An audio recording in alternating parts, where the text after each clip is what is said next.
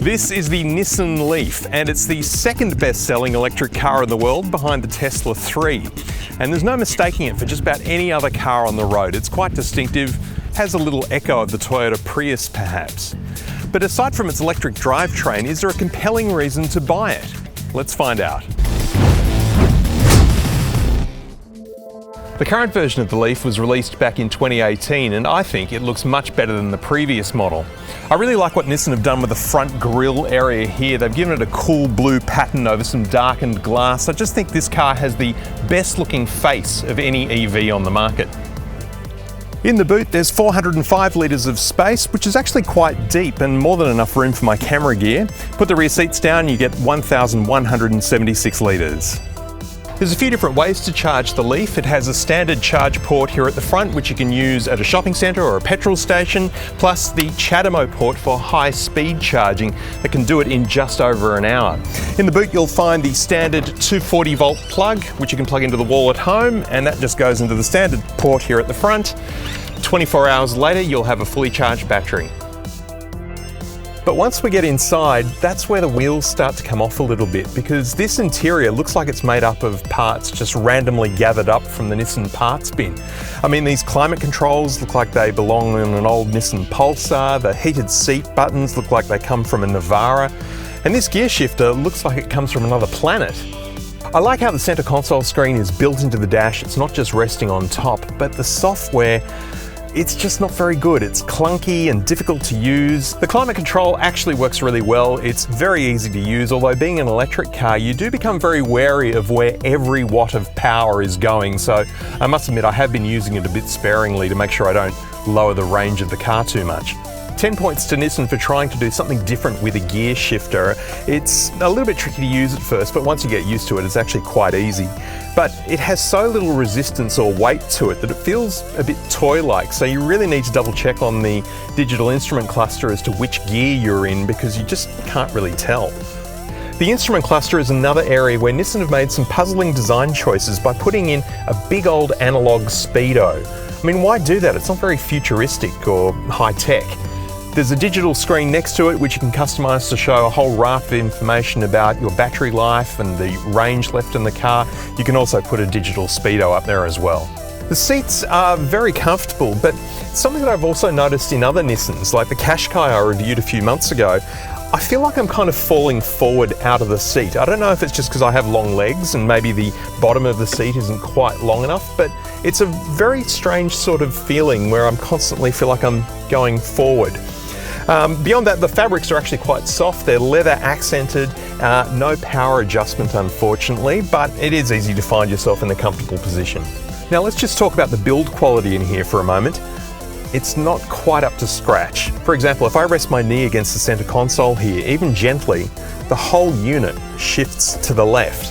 Same with the armrest here. There's a lot of movement there. There's a lot of plastic also, and it's very hard and scratchy. It's just not what I'd expect for a car in this price range. The steering wheel is great though. It's leather covered, has nice blue stitching on it, and you also have your cruise controls and stereo controls up here. Plus, I love flat bottom steering wheels. Really does make cornering so much easier. Okay, into the back seats.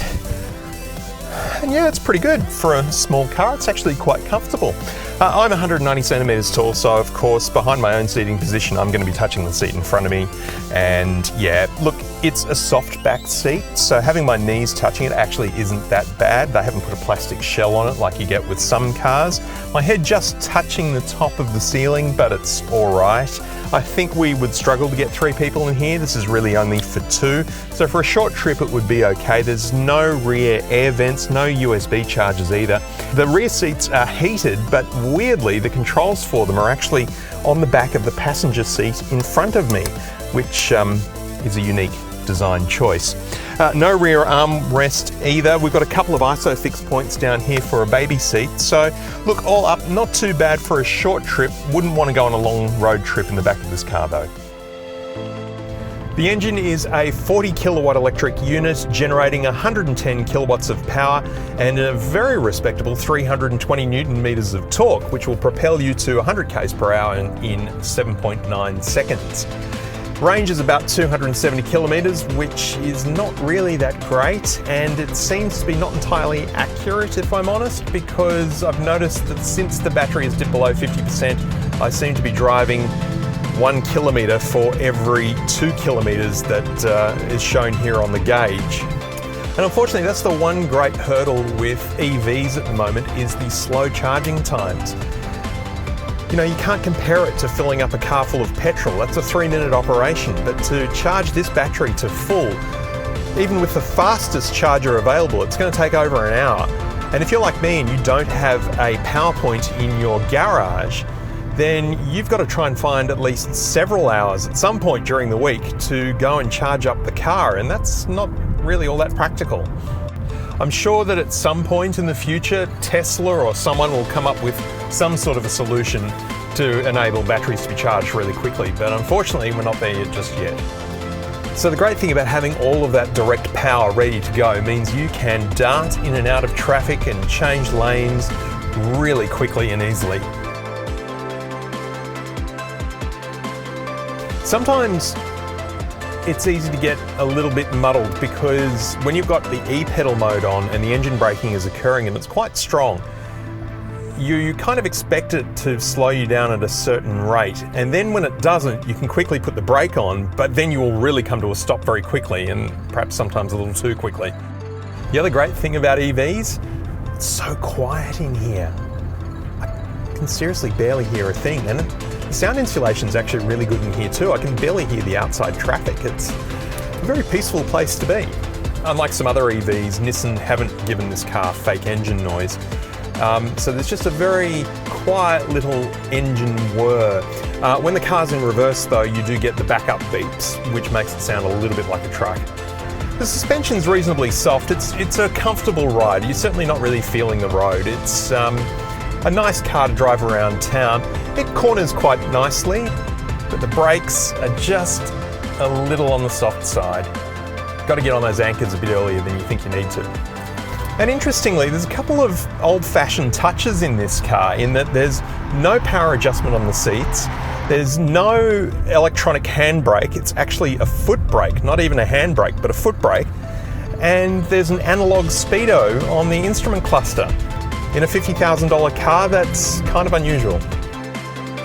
Starting at $49,990, the Nissan Leaf isn't cheap. In fact, it costs about $20,000 more than an equivalent small car. They say it could be about 5 years or so before electric cars reach price parity with petrol cars in Australia, so when that does happen, the Nissan Leaf will be ready to go and one step ahead of the pack.